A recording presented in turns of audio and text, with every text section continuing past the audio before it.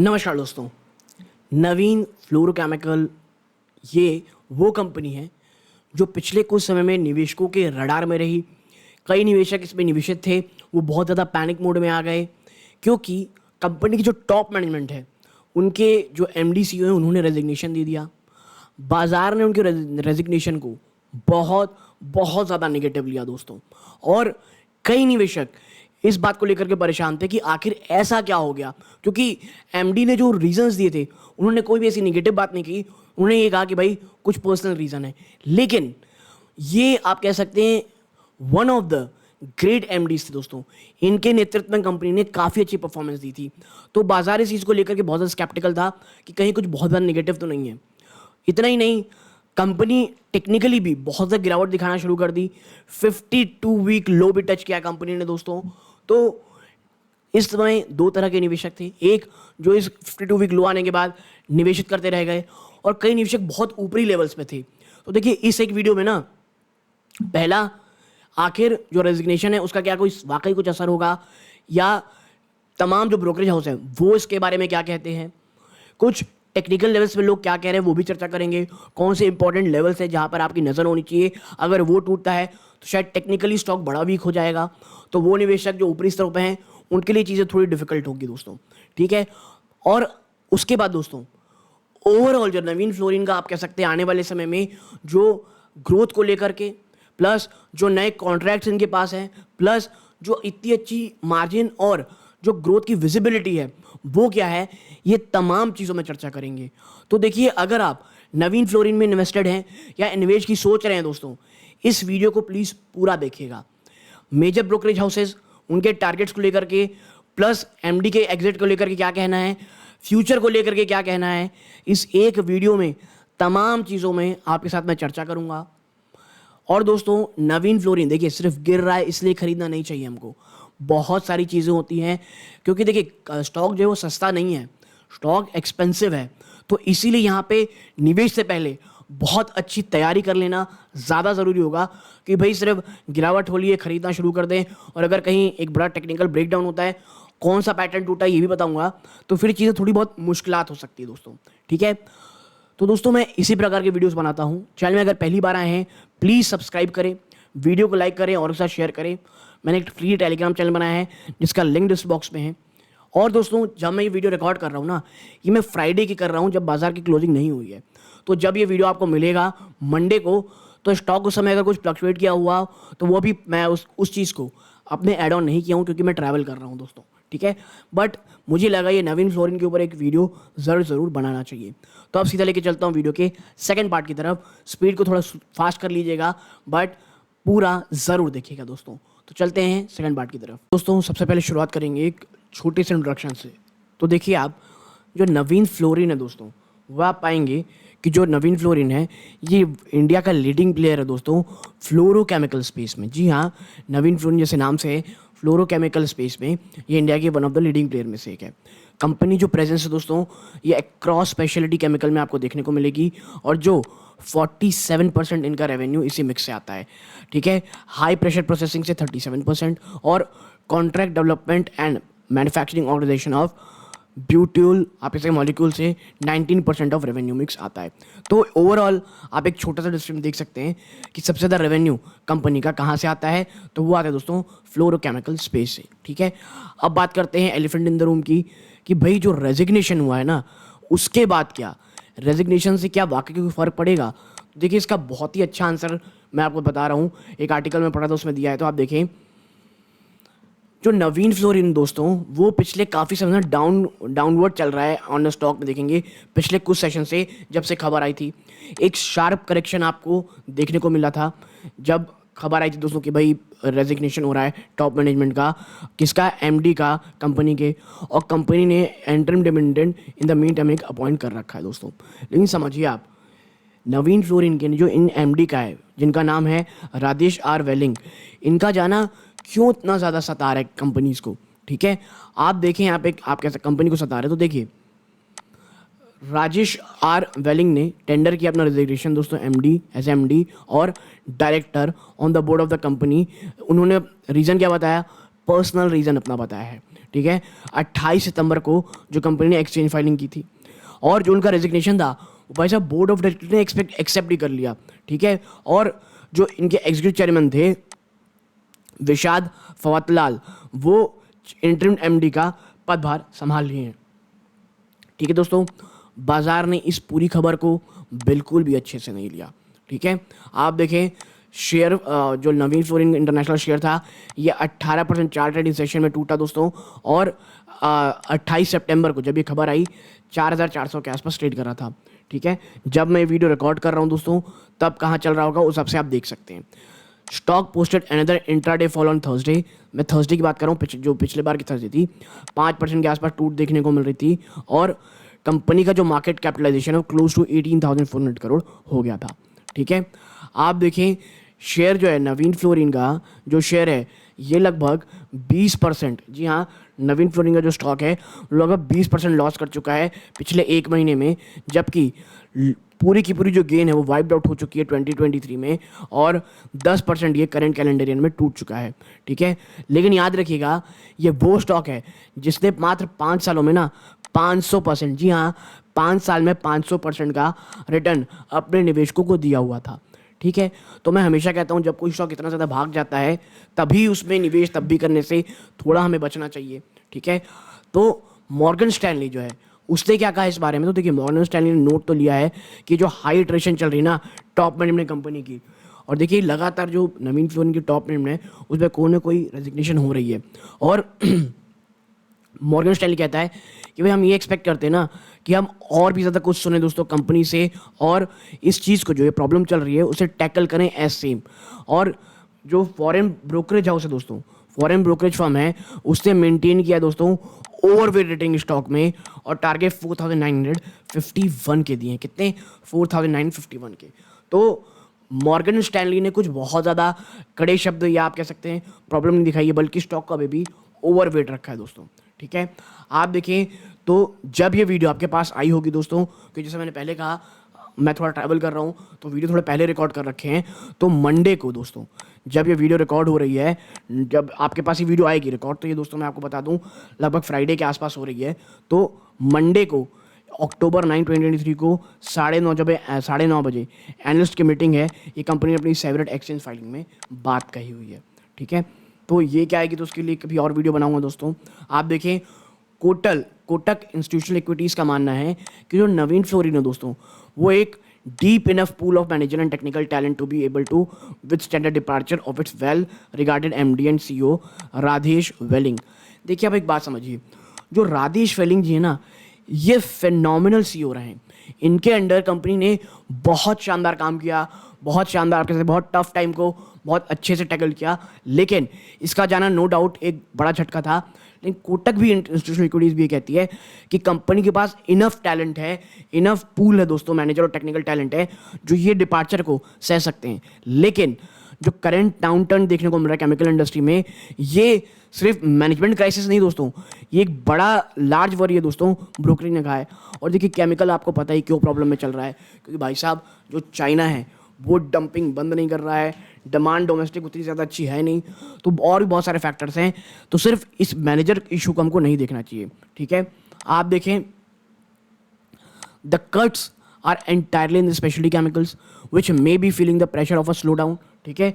ये जो overall cut है दोस्तों, ये आप कह सकते हैं कि भाई जो ओवरऑल जो प्रेशर देखने को मिल रहा है आप कह सकते हैं कंपनी में, तो सिर्फ कंपनी की प्रॉब्लम नहीं है, जो स्पेशली पूरा केमिकल है दो सेक्टर है वो बहुत ज़्यादा कट्स देखने को मिल रहा है। और जो स्लो डाउन है दोस्तों ग्लोबल एग्रोकेमिकल इंडस्ट्री में, ये भी एक बड़ा सर दर्द है, ठीक है। आप देखें तो कोई भी ऐसा रेवेन्यू एस्टिमेट चेंज नहीं किया गया है दोस्तों कोटक के द्वारा। वी कट अवर 24-26 का estimate by 3 to 10% factor possible sewage of ramp of growth project, ठीक है। लेकिन इसमें भी एमडी के रिजाइन के बारे में कोई बात नहीं की गई है, बल्कि जो स्लो डाउन है सेक्टर में उसकी साफ साफ चर्चा यहाँ पे की जा रही है दोस्तों, ठीक है। तो यहाँ पर ये चीज़ें बात कह रही हैं, ठीक है।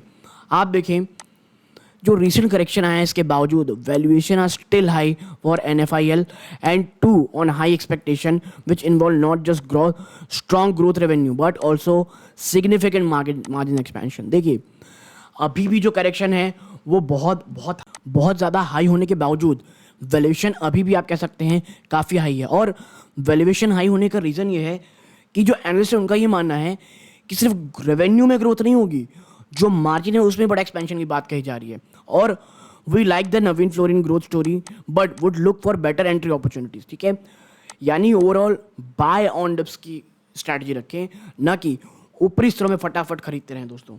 ठीक है, आगे आप देखें कोटक ने भैया जो टारगेट है इसे भी लोअर कर रखा है और 4170 की फेयर वैल्यू दे रखी है, तो उससे भी काफ़ी नीचे स्टॉक अभी चल रहा है दोस्तों। तो डाउन साइड अभी, अपसाइड अभी भी 10% का है। ठीक है, बात करें जो टेक्निकल एनालिस्ट की दोस्तों, तो आप देखें एनालिस्ट बहुत ज़्यादा कॉशन दोस्तों नवीन फ्लोरिन के स्टॉक को लेकर के, क्योंकि ये बड़े करेक्शन के बाद ना स्टॉक थोड़ा वीक हो चला था। Stock has witnessed a breakdown of head and shoulder pattern with strong volumes in its weekly chart having breakdown of a channel formation. ये प्रवेश गौर जी का कहना है, जो कि सीनियर टेक्निकल एनालिस्ट हैं स्वस्तिक इन्वेस्टमेंट में। एक हेड एंड शोल्डर पैटर्न का गिरावट हुई थी, ब्रेक डाउन हुआ था, जो इतनी बड़ी आप कह सकते हैं गिरावट ओवरऑल बिजनेस पे देखने को मिली है। और आगे ये कहते हैं जो चार्ट का स्ट्रक्चर है वो बहुत हद तक डिस्टॉर्ट हुआ है दोस्तों, and it is trading below its primary moving averages, और अपने तमाम मूविंग एवरेजेस की स्टॉक नीचे ट्रेड कर रहा है। और बोथ MACD और मोमेंटम इंडिकेटर RSI ये नेगेटिवली पॉजिटिव है। उन्होंने कहा है 3670 एक क्रिटिकल सपोर्ट है डाउन साइड में, जबकि 4000 ऊपरी स्तरों में मेजर हर्डल है। तो ये साइकोलॉजिकल रेजिस्टेंस भी है। तो निचले स्तरों में 3670 ऑन द क्लोजिंग बेसिस से अगर टूटता है दोस्तों तो फिर वीकनेस देखने को मिलेगी। जब मैं वीडियो रिकॉर्ड कर रहा हूँ ये स्टॉक इसी के आसपास ट्रेड कर रहा है, तो जब मंडे को आपके पास आए तो आप ध्यान में रखिएगा स्टॉक कहाँ पर है, कहाँ ट्रेड कर रहा है। लेकिन भाई देखिए विजन लॉन्ग टर्म का है, तो आपको टेक्निकल देखने, एंट्री करने के लिए देखनी चाहिए, लेकिन ओवरऑल पिक्चर कैसी है ये पता होना चाहिए। तो आगे कुछ चलते हैं, कुछ मेजर हाईलाइट की बात करते हैं। तो देखिए NFIL यानी नवीन फ्लोरिन की जो सबसे बड़ी आप कह सकते हैं अच्छाई कह लीजिए या बड़ी मजबूती कह लीजिए, वो है इनकी कह सकते हैं ग्रोथ स्टोरी, जो ये ग्रोथ को प्रायोरिटी देते हैं। तो देखिए नवीन फ्लोरिन काफ़ी शानदार पोजीशन में प्ले दोस्तों इनके तीनों बिजनेस में, जो कि HPP, स्पेशलिटी केमिकल और इनका CDMO business, to capture growth opportunities. Company का जो ऑपरेटिंग मॉडल है वो हर एक बिजनेस वर्टिकल में रिस्पेक्टिव CEOs, ठीक है, अपने रिस्पेक्टिव CEOs की बात करता है, और जो सीनियर मैनेजमेंट टीम है वो एक कह सकते हैं एक्स्ट्रा एड प्रोवाइड करती है फ्रॉम वेरियस डिपार्टमेंट, और ये नवीन फ्लोरिन की जो ग्रोथ स्टोरी है उसे मेंटेन करने में बहुत हेल्प करती है। तो इसीलिए कहा जा रहा है कि सिर्फ एक का जाना कोई बहुत बड़ी चिंता का विषय नहीं होगा, बजाय एक बहुत बड़ा टैलेंट पूल नवीन फ्लोरिन के पास है। जैसा कि मैंने पहले कहा, लेकिन जो ये CEO थे ना, MD थी, वो बहुत बहुत शानदार थे दोस्तों। और management will continue the ongoing capex intensity and R&D spending. Company research and development में बहुत ज़्यादा खर्चा करती है, तो उसमें भी कंपनी कह रही है कि भाई हम आगे बहुत इंटेंसिटी के साथ जो हमारा कैपेक्स प्लान है यानी कैपिटल एक्सपेंडिचर प्लान है वो, और R&D में हम आगे रखेंगे।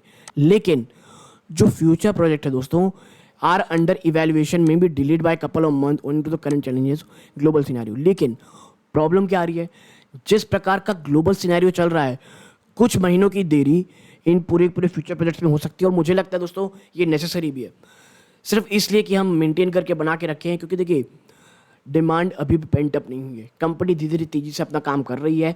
अगर डिमांड होती है तो काम को और तेज़ करके चीज़ें ऑन टाइम किया जा सकता है, लेकिन अभी करेंटली कोई ऐसी नीड नहीं दिख रही कंपनी को कि वो हरी करे, अपने आप कह सकते हैं हरी अप करे अपने प्रोजेक्ट कंप्लीट करने के लिए। ठीक है, आप देखें जो लॉन्ग टर्म कॉन्ट्रैक्ट है ये बहुत शानदार रनिंग विजिबिलिटी देते हैं।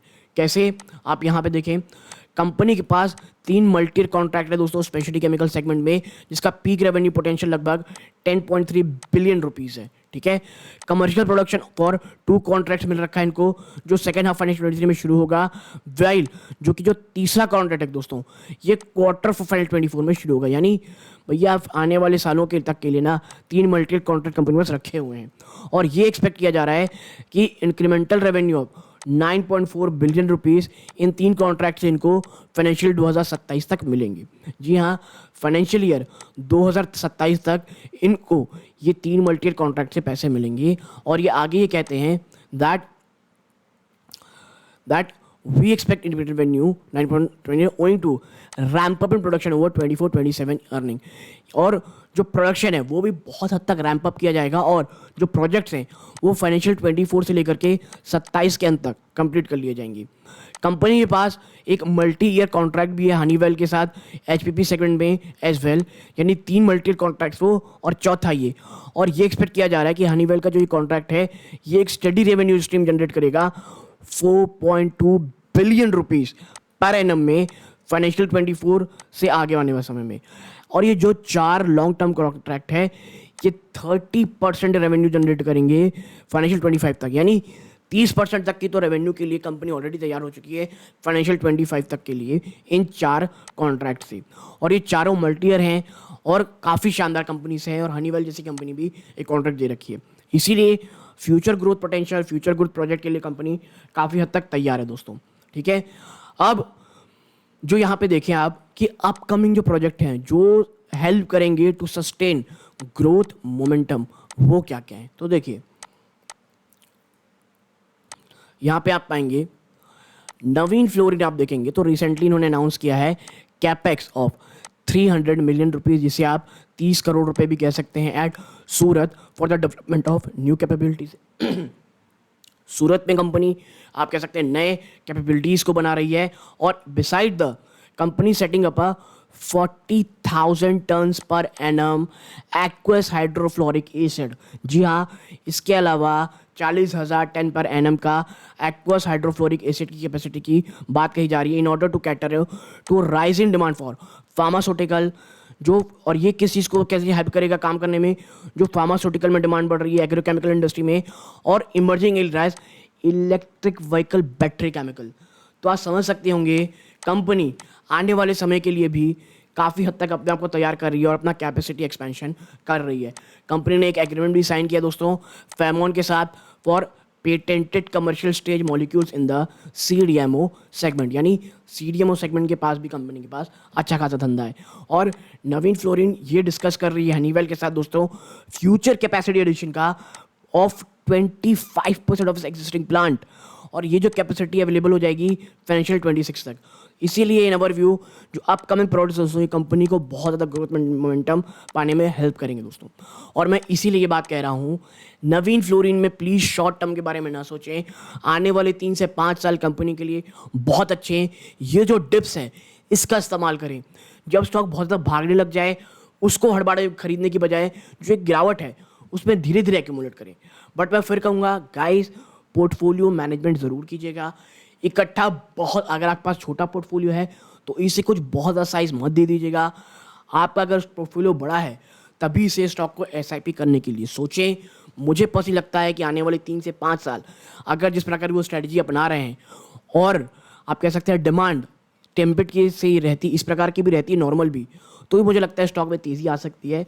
और कहीं अगर चाइना से डंपिंग कम होती है, चाइना खुद अपनी डिमांड उनके यहाँ बढ़ जाती है और वो यूरोप और इंडिया में डंपिंग कम करता है, तो मुझे लगता है एक बहुत बड़ा गेम चेंज आपको इन स्टॉक्स में देखने को मिलेगा. मैं फिर कहूँगा प्लीज़ कोई भी पोजीशन बनाएं उससे पहले अपने वित्तीय सलाहकार की सलाह ज़रूर लीजिएगा. यहाँ तक जुड़े रहे, अपना कीमती समय दिया, इस बात का बहुत बहुत धन्यवाद. ये इस वीडियो का अंत है. जय हिंद.